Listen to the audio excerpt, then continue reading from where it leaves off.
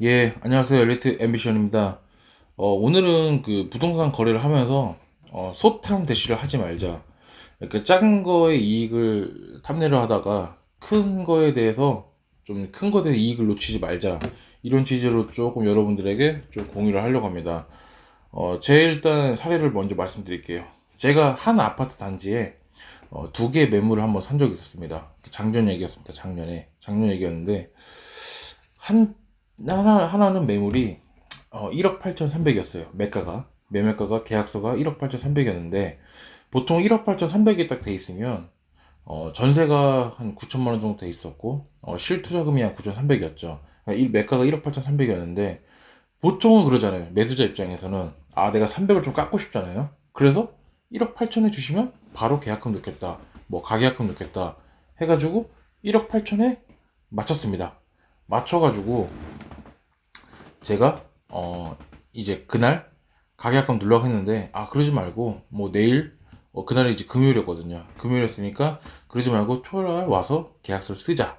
오케이. 어차피 다음 날이었으니까. 그래가지고 이제 하룻밤 지나고 나서 약속된 시간에 맞춰서 제가 이제 넘어갔죠. 넘어갔는데 갑자기 이제 매도자님이 돌변하신 거예요. 어떻게 돌변하시냐면 팔긴 파는데 나는 죽어도 1억 8,300에 팔겠다. 1억 8천에 300만 원 못 깎아주겠다. 아니 근데 그때 얘기랑은 다르지 않냐. 나는 우리랑 그때 부동산이랑 같이 상호 입회해 1억 8천에 주식을 하지 않았냐.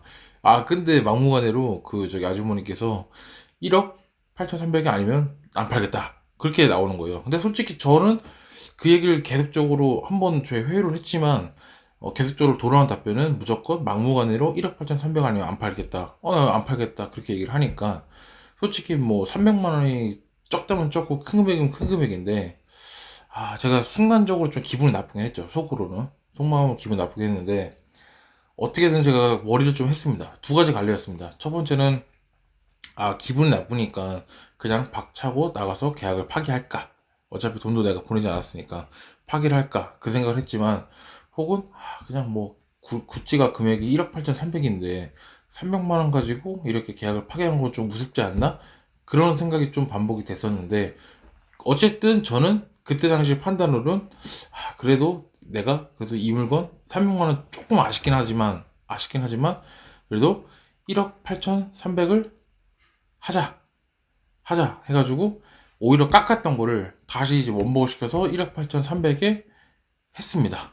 했던 기억이 나고 그리고 그 다음날 그러니까 그 다음 주였죠. 그 다음 주에 또 이제 그 평수가 조금 이제 더 올라갔던 평수인데 그거는 이제 2억 500에 2억 500에 나왔던 매물이었어요. 그래서 마찬가지로 저는 그 물건을 좀 깎으려고 했죠. 깎으려고 했는데 웬걸 제가 계약을 하려고 하니까 갑자기 전화를 이제 돌리니까 금액을 올린다는 거예요. 500만 원을 더. 2억 천에.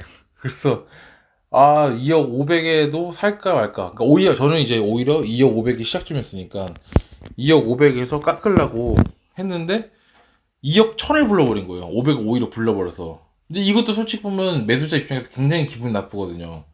갑자기 호가를 또 올려버리니까. 그래서 이것도 고민을 했죠.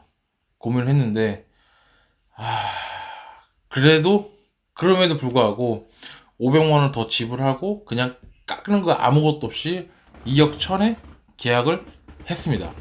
계약을 했습니다. 계약을 했고 그렇게 해가지고 이제 저기 명의를 이제 등기인을 쳤는데 이제는 말씀을 드릴 수 있어요. 이제 그게 작년 1월쯤 작년 1월쯤 그 초반에 이맘때쯤이었던 것 같아요. 1월쯤 2월쯤 2월쯤 되었던 것 같고 이게 시간이 지나서 이제 1년 혹은 1년 혹은 조금 더 지났지 않습니까? 근데 이게 호가 기준으로 최소 한, 한 2억 5천에서 3억 정도는 지금 뛴 것 같습니다. 2억 5천에서 3억 정도. 2억 5천, 3억 정도 뛴 것 같아서, 어쨌든 결과론적으로 봤을 때는 어쨌든 이득을 봤죠. 예, 이득을 봤죠. 그래서 뭐 팔지는 않았지만 당연히 효과적으로는 그렇게 떴던 기억이 납니다. 나는데 일단 제가 드리고 싶은 얘기는 그거예요. 그러니까 매매를 할 때 있어서 내가 이제 매도자의 입장에서는 당연히 조금이라도 더 받으려고 노력할 거고, 매수자 입장에서는 당연히 조금이라도 가격을 깎으려고 노력할 것입니다. 근데 이제 그거에 대해서 힘겨루기를 항상 뭐 매수자 우위냐 매도자 우위냐, 그거에 대해 협상 능력이 좀 발휘되곤 하는데, 일단 내가 진짜 원하는 물건이고 그게 정말 갖고 싶은 물건이면 깎긴 깎는데, 너무 무리하게 깎다 보면 이 매도자의 마음도 삔또가 상하는 거예요.